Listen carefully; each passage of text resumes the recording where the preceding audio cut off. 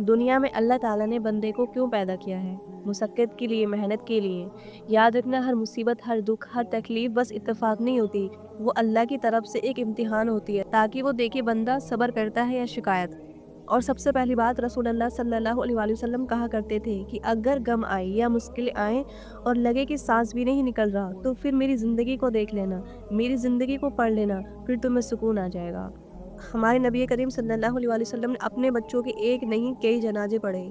रसूलुल्लाह सल्लल्लाहु अलैहि वसल्लम जब पैदा हुए थे, उनके बाप नहीं, कुछ देर बाद अल्लाह ताला ने उनकी माँ को भी ले लिया।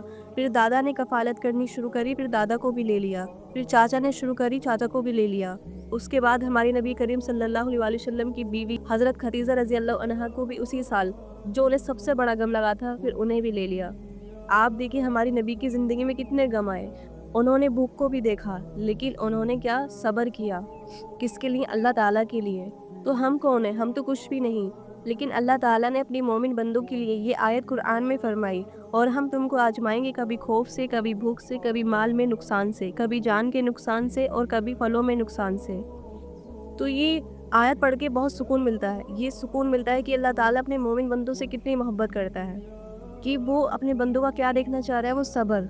मुसीबत अल्लाह का गुस्सा नहीं होती, कभी-कभी ये अल्लाह का प्यार होता है। वो चाहता है कि बंदा उसके करीब आए। जब मुसीबत आए, सबसे पहला काम सब्र करो। सब्र का मतलब ये नहीं कि दुःख महसूस ना हो, बल्कि ये कि तुम्हारा दिल अल्लाह से नाराज़ ना हो। दूसरा काम है नमाज़ और दुआ। जब दुनिया तुम्हें समझ ना पाए, सजदा तुम्हें सुकून देगा। लेकिन अल्लाह ताला ने यहाँ कुरान में सूरह बकरा में अपने मोमिन के लिए आयत नाज़िल फरमाई, ऐ मोमिनो, तुम सब्र और नमाज के ज़रिए मेरी मदद हासिल करो, बिलासुबह अल्लाह साबिरीन के साथ है। तो अल्लाह ताला अपने मोमिन बंदों का क्या देखना चाह रहा है? सब्र। सब्र और नमाज से मदद हासिल करिए।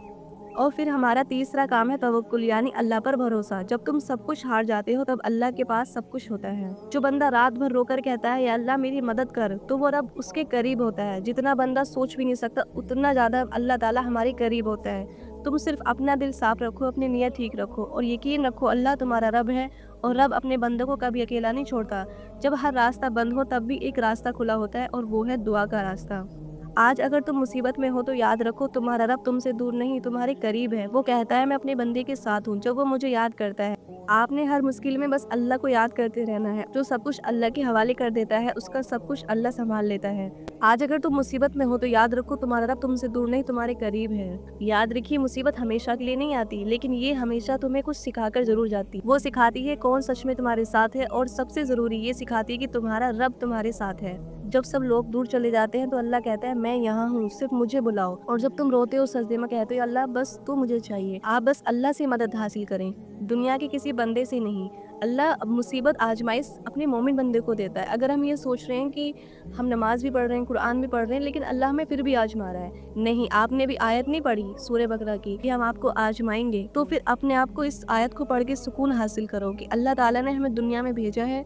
और देखिए, गम परेशानी अल्लाह ताला अपने मोमिन बंदों को ही देता है, ताकि वो अपने बंदों का सब्र देखे।